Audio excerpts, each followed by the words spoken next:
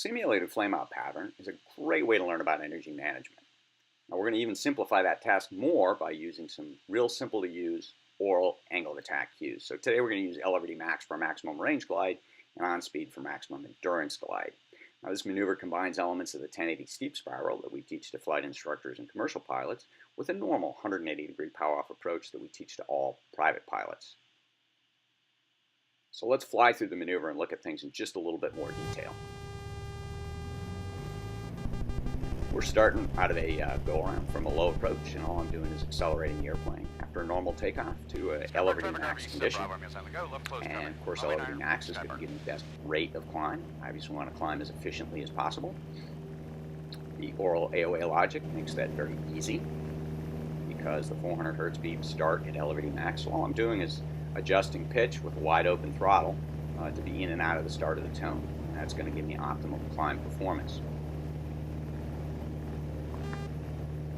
My field is 250 feet MSL for field elevation, and I need 2,250 feet of maneuvering altitude when I start the maneuver, so I'm going to climb up to 2,500 feet MSL. Now, the actual AGL altitude that you begin the maneuver at really depends on the drag characteristics of your airplane, and if you look at the diagram, you'll see that that varies between about 2,250 feet for low drag airplanes to about 3,250 feet for a high drag airplane.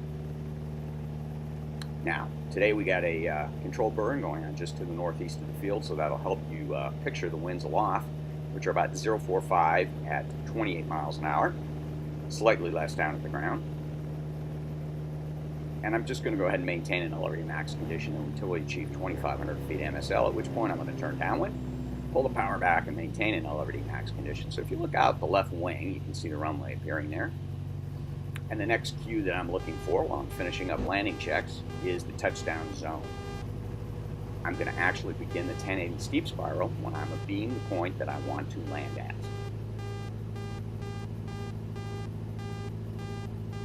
Wind 045, 28.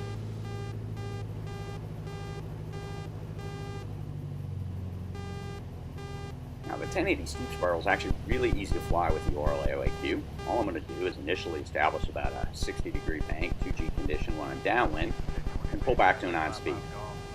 But because I want to stay over the same point on the ground, I can't maintain just a steady on-speed condition.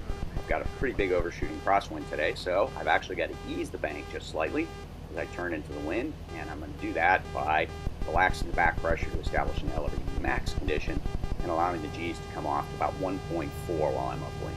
And then as soon as I start to turn downwind again, we'll go ahead and increase the bank and the G load. So all I'm doing to fly the descending turn over the same point on the ground is varying my angle of attack between on speed and L/D max.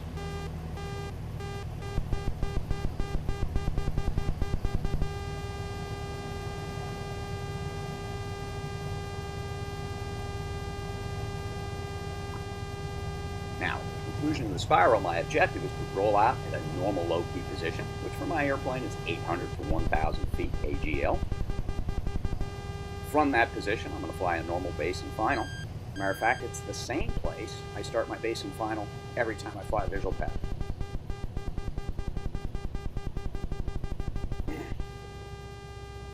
So as I approach a normal low key position, I'm going to fly flaps 40 for landing and just start a normal on-speed base turn.